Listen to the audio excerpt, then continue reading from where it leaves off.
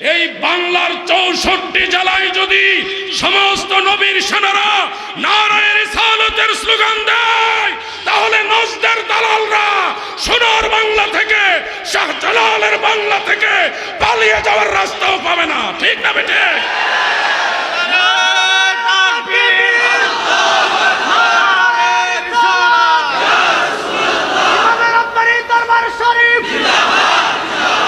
আজকে উরস নববী শরীফে আমরা যারা হাজিরিন, আল্লাহ তাআলার দরবারে আরো শুকরিয়া আদায় করি যে মহান সৃষ্টিকর্তা দয়া করে আমাদের মতো নালায়েক নাচিজ এই অধম অযোগ্যদেরকে তেনার হাবিবের উম্মত বানিয়ে এই শেষ জামানায় আমাদেরকে পাঠিয়েছেন। আখিরি পয়গম্বর সৈয়দুল মুরসালিন রাহমাতুল্লিল আলামিন নবীর উম্মত হতে পেরে আরেকবার শুকরিয়া আদায়ার্থে সবাই বলি আলহামদুলিল্লাহ।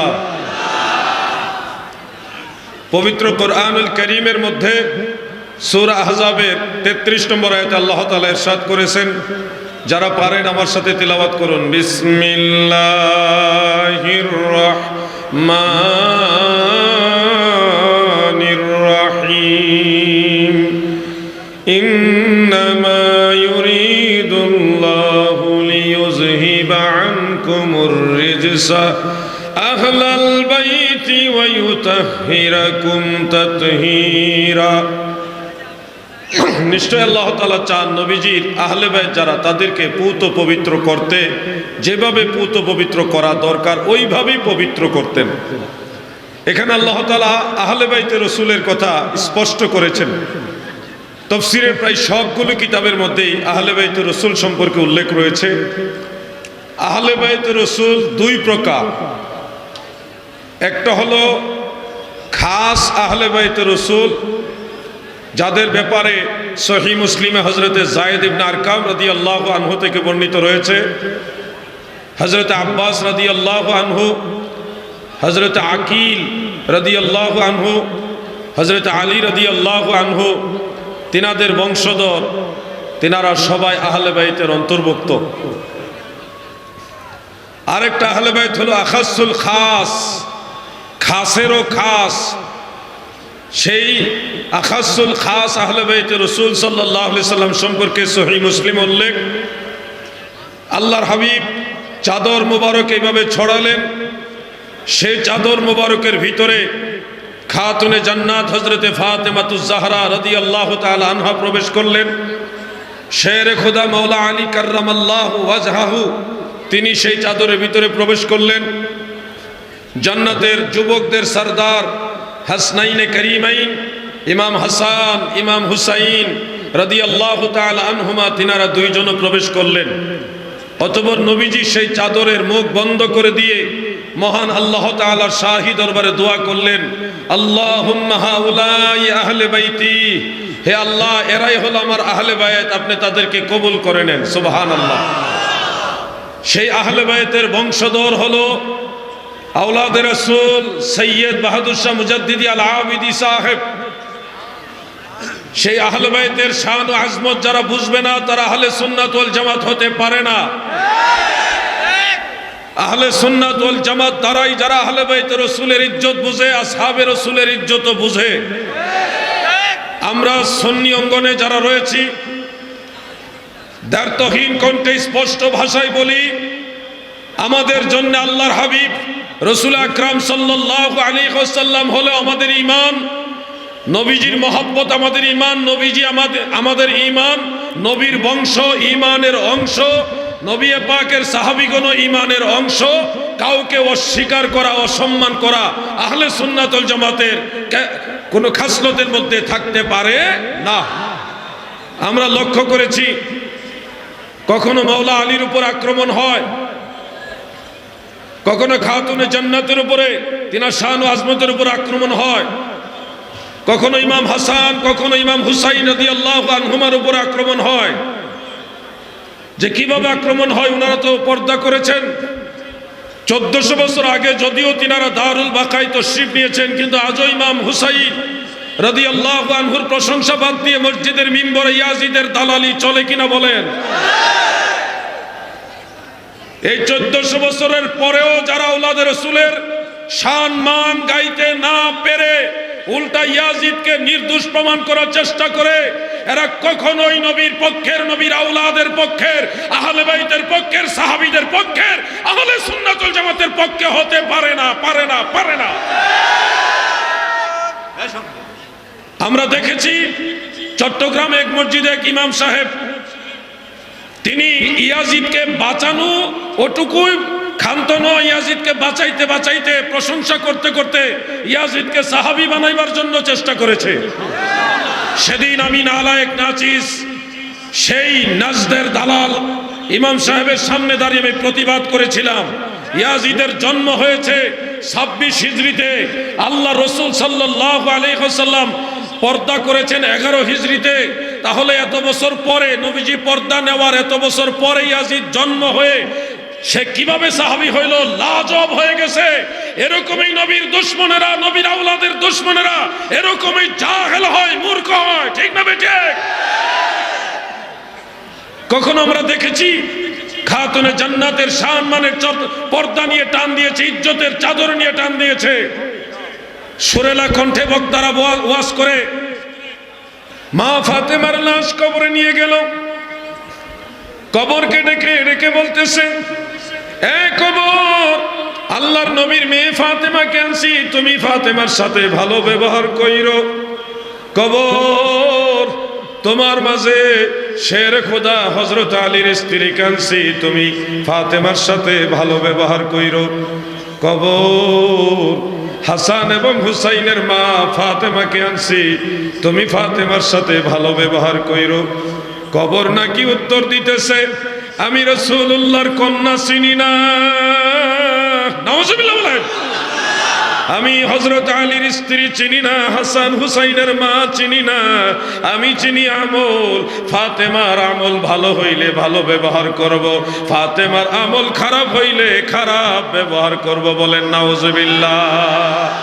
এই ধরনের ওয়াজ অনেক গলাবাজ, কণ্ঠবাজ, বাউল মার্কা বক্তাদের জবান থেকে আমরা শুনেছি, বাতিল মৌলবীদের কাছ থেকে। কিন্তু আপনারা বলেন, খাতুনে জান্নাত যিনি মা ফাতেমা রাদিয়াল্লাহু তাআলা আনহা, তিনার সম্পর্কে আল্লাহ রাসূলের হাদিস সহিহ বুখারীতে উল্লেখ রয়েছে, ইন্না ফাতেমাতা বিনতা রাসূলিল্লাহি সাল্লাল্লাহু আলাইহি ওয়াসাল্লাম সাইয়্যিদাতুন নিসাই ফিল জান্নাহ। আল্লাহর হাবিবের কন্যা ফাতেমাতুজ জাহরা, তিনি জান্নাতের সমস্ত মহিলাদের সরদারনি, ঠিক না বেঠিক? আর তিনাকে যদি কবরে না চিনে তাহলে আর কাকে চিনবে? কবর মা ফাতেমাকে চিনবে না, রাসূলের কন্যাকে চিনবে না, শের খোদা মাওলা আলীর স্ত্রীকে চিনবে না, হাসনাইনে কারিমাইন রাদিয়াল্লাহু আনহুমার মাকে চিনবে না, জান্নাতের সরদারনিকে চিনবে না, তাহলে নীল আকাশের নিচে জমিনের উপর আর কাকে চিনবে? এই ধরনের ওয়াজ আমাদের মাঝে উপহার দিয়ে আমাদের মানুষকে, জাতিকে এই মেসেজ দেয় যে নবীর বংশ, নবীর আওলাদ যারা, নবীর আহলে বাইত যারা, তাদেরই তো আখেরাতে কোনো ঠিক ঠিকানা নাই। তাহলে এই ধরনের মেসেজকে আপনারা গ্রহণ করবেন? খাতুনে জান্নাতের ইজ্জতের চাদর নিয়ে যারা টান দিয়েছে, আমার আল্লাহ তাদের ইজ্জতের চাদর দুনিয়া এবং আখেরাতে ধুলিসাৎ করে দিয়েছে, ঠিক না বেঠিক? আরেক শ্রেণীর লোকেরা মা ফাতেমা খাতুনে জান্নাতের ইজ্জতের উপরে আঘাত করে ভিন্নভাবে। এরকম একটা ওয়াজ হয়তো আপনারা শুনেছেন। মা ফাতেমা আল্লাহ রাসূলকে জিজ্ঞাসা করলো, ইয়া রাসূলুল্লাহ, আমার পূর্বে কে জান্নাতে প্রবেশ করবে? আমার আগে কেউ জান্নাতে প্রবেশ করবে কিনা? আল্লাহর নবী নাকি বলেছে, ফাতেমা, তোমার আগে ওই কাঠুরিয়ার স্ত্রী জান্নাতে প্রবেশ করবে। আপনারা বলেন তো, নবীজির কন্যা, জান্নাতের মহিলাদের সরদারনি, সাইয়্যিদাতুন নিসা ফিল জান্নাহ, ওনার আগে কাঠুরিয়ার স্ত্রী জান্নাতে যাবে। এটা কি খাতুনে জান্নাতের সম্মান হচ্ছে না অসম্মান হচ্ছে? কিন্তু ওয়াজ রসালো ওয়াজ, সুরেলা ওয়াজ, সুরের ঠেলায় আপনারা সুবহানাল্লাহ বলে ফেলেন। ওয়াজ করতেছে, এরপরে মা ফাতেমা ওই কাঠুরিয়ার বাড়িতে গেল। পাহাড়ের উপরে অনেক দূরে সেই কাঠুরিয়ার বাড়ি, বাড়িতে যাইয়া দরজার বাহিরে দাঁড়াইয়া কাঠুরিয়ার স্ত্রীকে সালাম দিয়া দরজা খুলতে বলল। কাঠুরিয়ার স্ত্রী বলে, তুমি কে গো? পরিচয় দিল, আমি আল্লাহর নবীর মেয়ে ফাতেমা, তোমার সাথে দেখা করতে আসছি। কাঠুরিয়ার স্ত্রী বলতেছে, আমি তো আমার স্বামীর অনুমতি ছাড়া দরজা খুলতে পারবো না। তুমি ফাতেমা হো আর আল্লাহর নবীর কন্যাই হো, যেই হো, তোমার সাথে দেখা করতে হলে আমার স্বামীর অনুমতি লাগবে। ওয়াস, আপনি আজকে চলে যান, আমার স্বামী আসলে আমার স্বামীর কাছ থেকে অনুমতি নিয়ে আপনার সাথে দেখা করার জন্য আগামীকাল একটা অ্যাপয়েন্টমেন্ট দিলাম। মা ফাতেমা কাঠুরিয়ার স্ত্রীর সাথে দেখা করবে, দরজার কিনারে গিয়ে সালাম দিয়েছে। একজন নারী আর একজন নারীর সাথে দেখা করবে, দরজার কিনারে গিয়ে সালাম দিয়েছে, তাও অ্যাপয়েন্টমেন্ট পায় না, সাক্ষাৎ পায় না। স্বামীর অনুমতির জন্য একদিন ঘুরাইলো, পরের দিন টাইম দিয়েছে। কি ওয়াজ! পরের দিন খাতুনে জান্নাত মা ফাতেমাতুজ জাহরা রাদিয়াল্লাহু তাআলা আনহা 4 বছরের শিশু ইমাম হুসাইন রাদিয়াল্লাহু আনহুরে কোলে লইয়া ওই কাঠুরিয়ার বাড়িতে, মদিনা নগরী থেকে পাহাড়ের উপরে অনেক দূরে বাড়ি, ইমাম হুসাইন জান্নাতের যুবকের সরদার হুসাইনকে নিয়ে সেই কাঠুরিয়ার বাড়িতে গেল।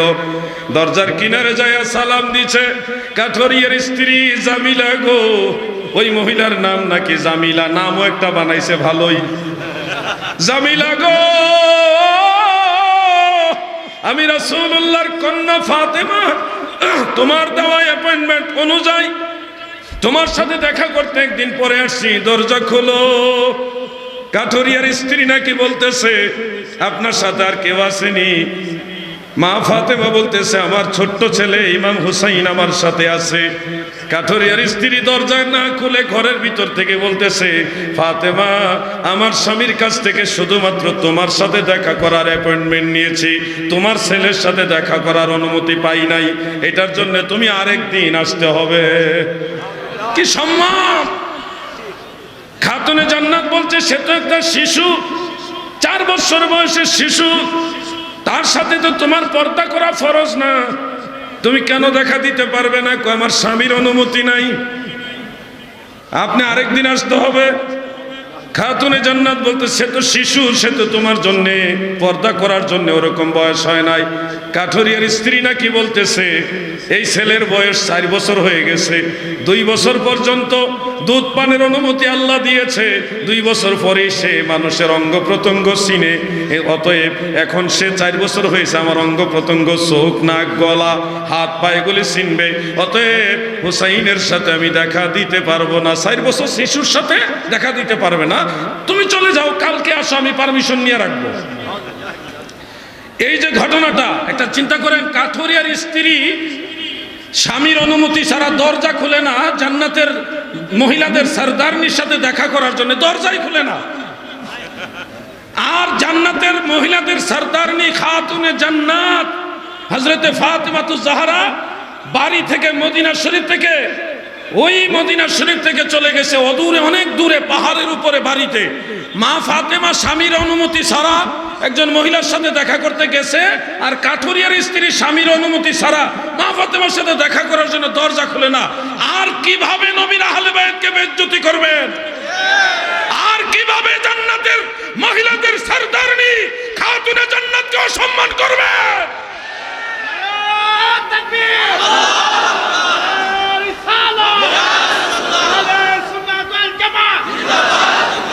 আমি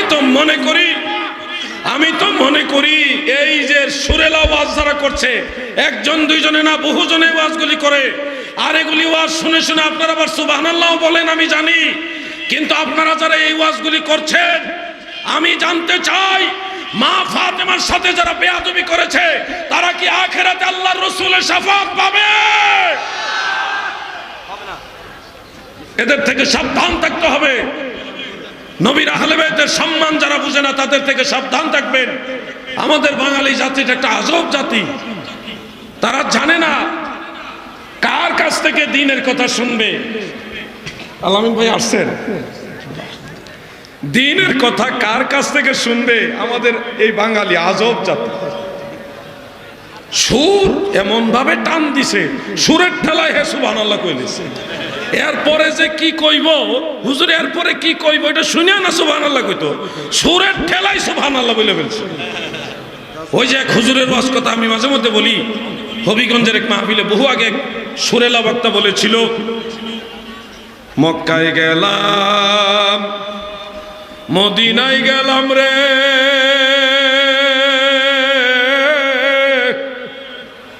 একজন মুরব্বী ঢাকায় গেলাম সিলেট গেলাম, রামনগরের মতো এমন জায়গা পাইছি না। বেটার আর এগুলি ঠেলা মাহফিলটা অস্থির হয়ে গেছে। একজন যুবক জিজ্ঞাসা করেছিল, চাচা মক্কা মদিনার চেয়ে আমাদের রামনগর কি বড়? চাচার এবার জ্ঞান আসছে, কোথায় মক্কা মদিনার তুই কোথায় রামনগর মিলাইছ? আমার কি দোষ, আপনি তো ভুল করছেন। আবার কস আমি ভুল করছি, মুরব্বী ছেড়ে গেছে। কয় হুজুর বলছে মক্কায় গেলাম মদিনায় গেলাম, রামনগরের মতো জায়গা পাই নাই, আপনি করছেন। এইটাকে আমি বুঝা করছি, সুরের লাগু করে লাইছি। আপনাদের অবস্থা হয়ে গেছে এরকম।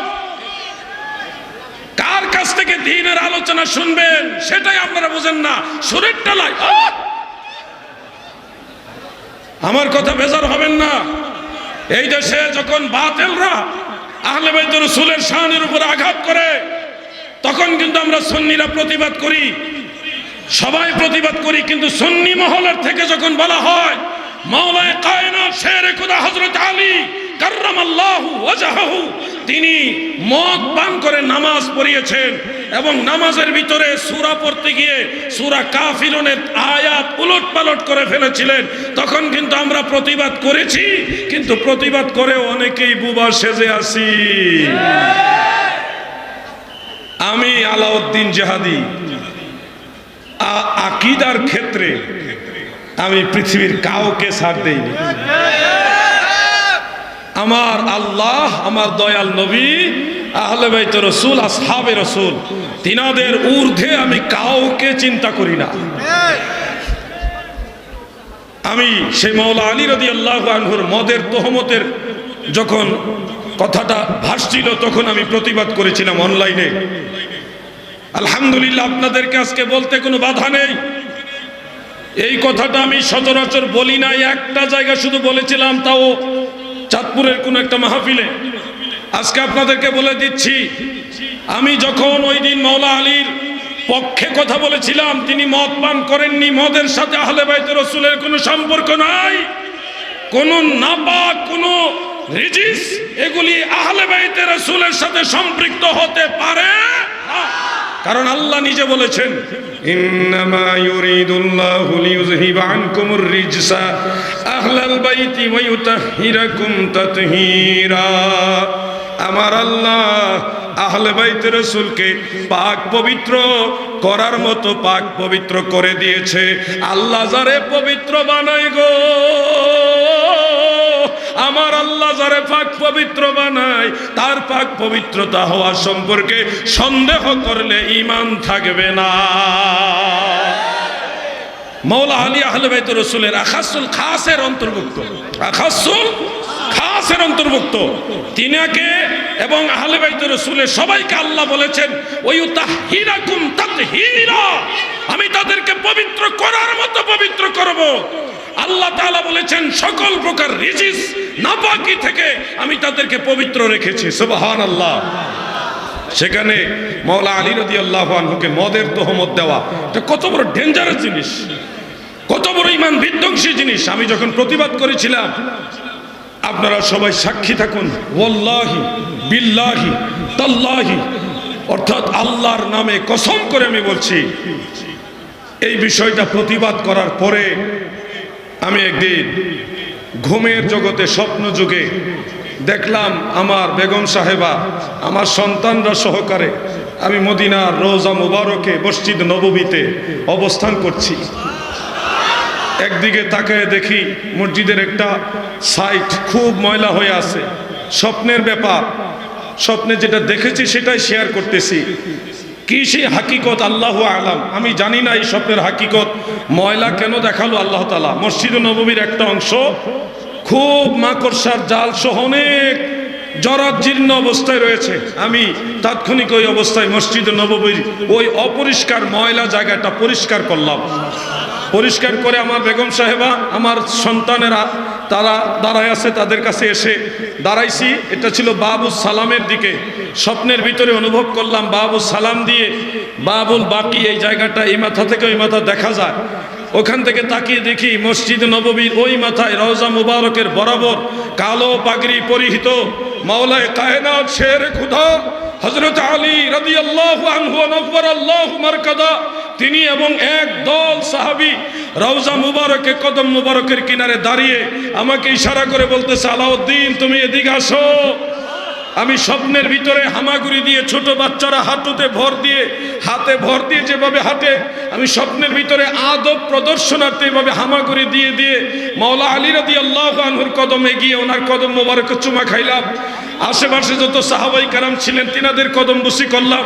করার পরে মাওলা আলী রাদিয়াল্লাহু আনহু আমার গলায় 3টা ফুলের মালা পরালেন। পরিয়ে বললেন, আমি বেলায়েতের সম্রাট তোমাকে এটা পরাই দিলাম, আর তোমাকে বলছে তুমি আল্লাহর হাবিবের কদম বুসি করো। তিনি আমাকে রওজা মুবারক দেখায় দিলেন। রওজা মুবারকে গিয়ে কদম বুসি করলাম।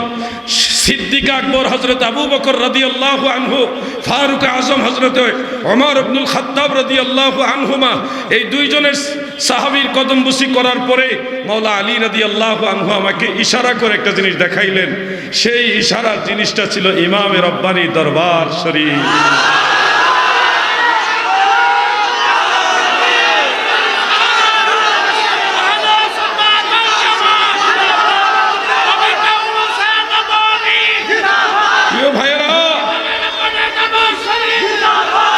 আমি ওই ব্যক্তিদের অন্তর্ভুক্ত নই যারা মিথ্যা বানোয়াট কারামত বলে। আমি ওই ব্যক্তিদের অন্তর্ভুক্ত নই যারা তাদের পীর, যাদের শাইখকে বড় বানাইবার জন্য কাল্পনিক কথা বলে। আমি ওই ব্যক্তিদের অন্তর্ভুক্ত নই যারা আল্লাহর ওলিদের নামে বানায় বানায় মিথ্যা কথা বলে। ওয়াল্লাহি আমি আল্লাহর কসম করে বলছি, মাওলা আলী যার উপরে খুশি, আসহাবে রাসূল যার উপরে খুশি, আল্লাহর রাসূল যার উপরে খুশি, সেই ব্যক্তি হলো আল্লামা সাইয়্যিদ আবেদ শাহ আল মাদানী।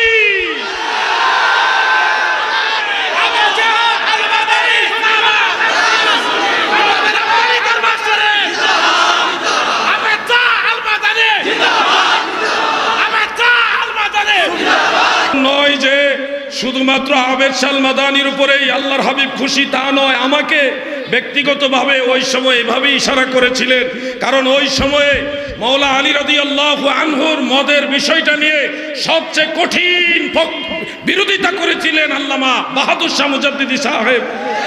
ওই সময়ের জন্যে মদিনাওয়ালার কদম মোবারক থেকে এই ইশারা আমি পেয়ে সেই সময় থেকে বাংলাদেশ আহলে সুন্নাত ওয়াল জামাতে প্রবেশ করার সিদ্ধান্ত নিয়েছি। আমি আমার সিদ্ধান্তে বাংলাদেশ আহলে সুন্নাত ওয়াল জামাতে আসিনি, আমি মদিনাওয়ালার কদম মোবারক থেকে ইশারা পেয়ে আসছি। আমি বাংলার সকল জনগণকে উদাত্ত আহ্বান করছি, সিদ্ধান্ত আপনাদের। যারা মদিনাওয়ালাকে ভালোবাসেন, যারা আহলে সুন্নাত ওয়াল জামাতের আকায়েদকে বক্ষে ধারণ করেন, তারা আল্লাহর হাবিবের মহব্বতে যে যেখান থেকে আসেন ওখান থেকেই সুন্নিয়তের খেদমতের জন্য, আহলে সুন্নাত ওয়াল জামাতের খেদমতের জন্য বাংলাদেশ আহলে সুন্নাত ওয়াল জামাতের পতাকার নিচে আশ্রয় নাও। তাহলে মদিনাওয়ালা হাসরের ময়দানে তোমাদের আশ্রয় দিয়ে জান্নাতে নেবে ইনশাআল্লাহ। বলেন আমিন। আওয়াজ দিয়ে বলেন আমিন।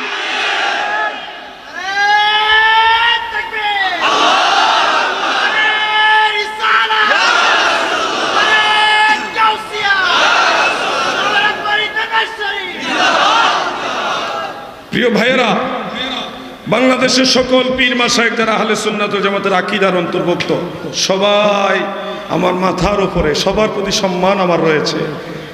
কিন্তু আপনারা কেউ ভাববেন না যে আমি নিজের থেকে বানায় কথা বলছি। আমি আমার স্ত্রী সহ আমার পরিবারের সবার সাথে কথাটা শেয়ার করেছি, কিন্তু ময়দানে এক জায়গা ছাড়ার কথা বলি নাই। জেলখানা থেকে বের হওয়ার পরে আমি একটা জায়গায় বলেছিলাম আমি করতাম না। তো বাকি কথাগুলো আপনাদের শেয়ার করলাম, শুনুন, পাগলামি করবেন না। বদরের পরে উহুদ এসেছে, উহুদের পরেও আরো বহু যুদ্ধ হয়েছে, মুসলমানদের বিজয় হয়েছে। এমন নয় যে ইসলামিক ফ্রন্ট বাংলাদেশ চেয়ার মার্কার প্রতীক নিয়ে নির্বাচন করেছে, সংসদে যেতে পারিনি। এটা এমন নয় যে সুন্নিয়তের পরাজয়, এটা উহুদের যুদ্ধ, পরবর্তী বিজয় ইনশাআল্লাহ আসবে। আমরা যদি সবাই ঐক্যবদ্ধ থাকি মানুষের সেবার জন্য, নিশ্চয় আমার আল্লাহ আমাদের সুযোগ দিবে। আল্লামা প্রিন্সিপাল জৈনুল আবিদিন জুবাইর সাহেব হুজুর মাদ্দাজিল্লাহুল আলী হুজুর আমাকে বলেছেন, আল্লামা মুশাররফ হোসেন হেলালি সাহেবকে মেন করে বলেছেন নির্বাচন করার বিষয়ে।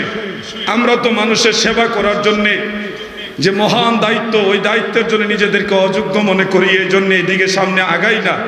যতটুকু সম্ভব হয় আমি আমার হুসাইনি সাইবার টিম নিয়ে সারা বাংলাদেশে আমি মানবিক কাজ করে যাচ্ছি, মানুষের সেবা করে যাচ্ছি নিজের ব্যক্তিগত খরচে।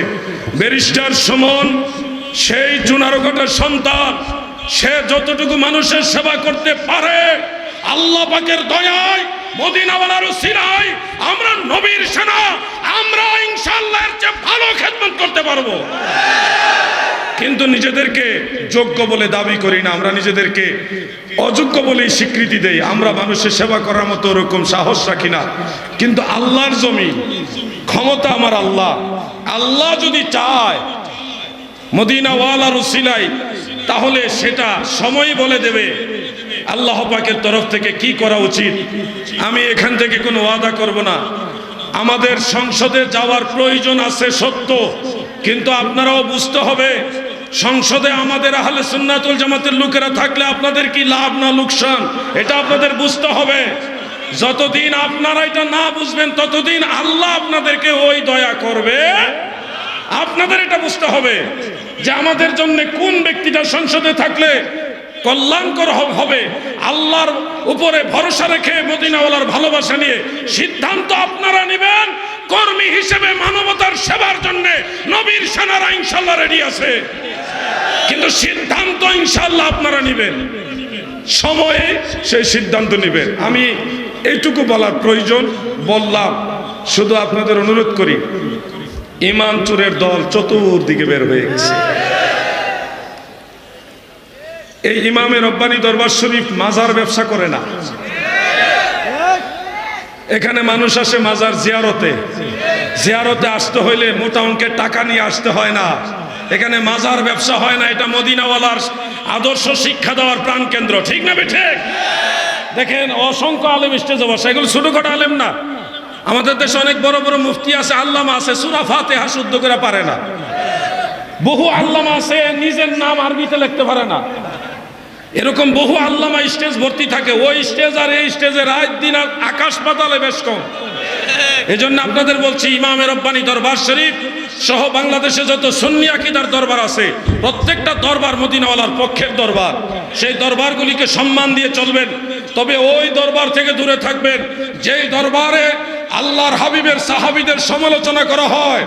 আমিরে মুআবিয়া রাদিয়াল্লাহু আনহু আল্লাহ রাসূলের সাহাবী, সেই আমিরে মুআবিয়া রাদিয়াল্লাহু আনহু সহ নবীজির যে কোনো সাহাবীর সমালোচনা যারা করে তারা আর যাই হোক সুন্নি হতে পারে না। একটা সমালোচনা হয় সিলেট অঞ্চল থেকে আল্লামা বাহাদুর শাহ মুজাদ্দিদি আল আবিদি হুজুর কেবলা সম্পর্কে, যে হুজুর নাকি নবীজির নূরের বিষয়ে শিরক করেছেন। তেনারা দাবি করেন যে আল্লামা বাহাদুর শাহ হুজুর তিনি নাকি বলেছেন আল্লাহর জাতের অংশ দিয়া নবীজিকে সৃষ্টি করেছেন। আমার অনুরোধ, আবেগের ঠেলায় ঝুসে হিংসাত্মক মনোভাব নিয়ে কথা বলবেন না প্লিজ। সেই রেকর্ডগুলি আমরা শুনেছি। হুজুরের বক্তব্যটা ছিল এরকম, আল্লাহ তাআলা বলেছে আমি আমার নূর নিয়া, মানে আল্লাহর নূর নিয়া বললাম যে কুনি মুহাম্মদ, হে নূর তুমি আমার হাবিব মুহাম্মদ মুস্তাফা সাল্লাল্লাহু আলাইহি সাল্লাম হয়ে যাও। তারপরে নবীজি হয়ে গেলেন। তো এই যে নূরে মুহাম্মাদি থেকে বাশারে মুহাম্মাদি, এই কথাটা মুজাদ্দিদ আল ফিসানি রাহমাতুল্লাহ আলাইহির মাকতুবাত ইমামে রব্বানির মধ্যে আছে, আরো বহু কিতাবের মধ্যে আছে। বাহাদুর শাহ হুজুর তিনি কিন্তু বলেনি যে আল্লাহর জাতের অংশ নিয়া নূরে মুহাম্মাদি বানাইছে। হুজুর বলেছে আল্লাহর নূর নিয়া বলেছেন যে তুমি মুহাম্মদ সাল্লাল্লাহু আলাইহি সাল্লাম হয়ে যাও। তো আল্লাহর নূর বললেই যে আল্লাহর জাতের অংশ বোঝায়, এই কথা আপনারা এক লাইন বেশি করে বুঝতে যাচ্ছেন কেন?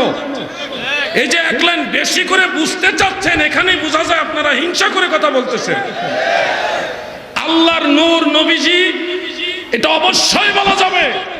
আমরা আল্লাহর নূর দ্বারা তাশরীফান আল্লাহর রাসূলকে আল্লাহর দিকে নিসবত করেছি, কারণ কোরআন শরীফে তো আছে কাদ জাআকুম মিনাল্লাহি নূর, মিনাল্লাহি নূর, মিনে বায়ানিয়া, কিন্তু আল্লাহর জাতি নামের দিকে ইশারা করে বলা হয়েছে মিনাল্লাহি, মিন আল্লাহি, মিন আল্লাহ বা আল্লাহর জাতি নাম হলো আল্লাহ, এই জাতি নামের দিকে নিসবত করে আল্লাহ তাআলা বলেছেন মিনাল্লাহি নূর। ওই মিনাল্লাহি নূর থেকে হলো নূরুল্লাহ, বাইতুল্লাহ, রূহুল্লাহ, ঈসা নবী রূহুল্লাহ, আল্লাহর রূহ। এটা তাশরীফান বলা হয়েছে, হাকিকাতান নয়। হাকিকতে আল্লাহর রূহ আছে, বিশ্বাস করা যাবে না, কিন্তু তাশরীফান রূহুল্লাহ বললে কোনো অসুবিধা হবে না। বাইতুল্লাহ আল্লাহর ঘর, হাকিকতে আল্লাহ থাকার জন্য কোনো ঘর লাগে না, কিন্তু তাশরীফান বাইতুল্লাহ বললে কোনো অসুবিধা হয় না। হাকিকতান আল্লাহর কোনো অংশ নাই, টুকরা নাই, জুজ নাই, কিন্তু তাশরীফান যদি বলা হয় মুহাম্মদুর রাসূলুল্লাহ সাল্লাল্লাহু আলাইহি সাল্লাম নূরুল্লাহ, আল্লাহর নূর, তাহলে বেলা শাক এটা কোনো অসুবিধা নাই, জায়েজ জায়েজ জায়েজ। এই বিষয় নিয়ে কেউ যদি ইলমি মোকাবেলা করতে চান, মারামারি না, আমরা জঙ্গি নই, আমরা সুন্নি মুসলমান। ইলমি মোকাবেলা যদি কেউ করতে চান, ওয়েলকাম। আলাউদ্দিন জিহাদি আছে, আসেন, সম্মানের সাথে ইনভাইট করলাম। কাদা সুরাসুরির জন্য না, পাগলামি করবেন না।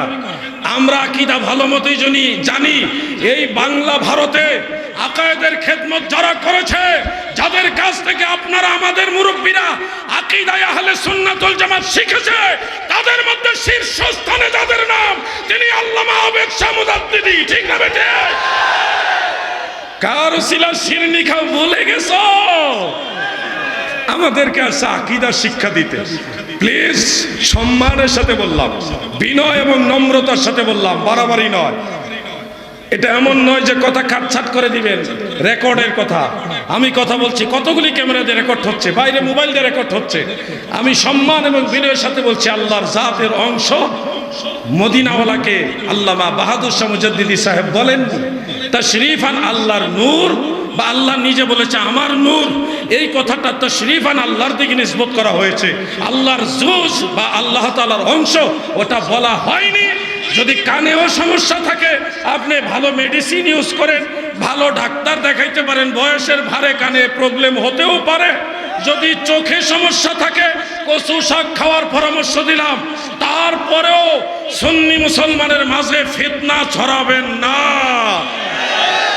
এটুকুই বললাম। বেশি বললে আমরা তো বক্তা মানুষ, বলতে বলতে মাশাআল্লাহ 2-2.5 ঘন্টা লাগে, আর গলা হইলো বুম বাস্টিং মার্কা গলা। তো এই জন্য আর বেশি বললাম না, সম্মানের সাথে বললাম। ইখতিলাফ নয়, ইত্তেফাকের দিকে আসেন, ঐক্যের দিকে আসেন। ঐক্যের প্রয়োজন আছে, ইউনিটির প্রয়োজন আছে। কিছু কিছু ব্যাপারে যদি ইখতিলাফ থাকেও, যেগুলি আকীদার সাথে জড়িত না, ফাজাইলের সাথে, আমলের সাথে জড়িত, আমার মনে হয় ইত্তেফাক মাআল ইখতিলাফ। কিছু কিছু ফুরুই মাসআলায় ইখতিলাফ থাকা সত্ত্বেও আকীদায়ে আহলে সুন্নাত ওয়াল জামাতকে সামনে রেখে ইত্তেফাক মানে ঐক্যবদ্ধ হওয়ার জন্য একটু এগিয়ে আসা উচিত। আর কত পাগলামি করবেন? পাগলামি করতে করতে তো জিন্দেগিটা শেষ হয়ে যাচ্ছে। আমরা এই পাগলামি চাই না, আমরা ঐক্য চাই। সবাই মিলে এই বাংলার 64 জেলায় যদি সমস্ত নবীর সেনারা নারায়ে রিসালাতের স্লোগান দেয়, তাহলে নজদের দালালরা সোনার বাংলা থেকে, শাহজালালের বাংলা থেকে পালিয়ে যাওয়ার রাস্তাও পাবে না। ঠিক না বেটে?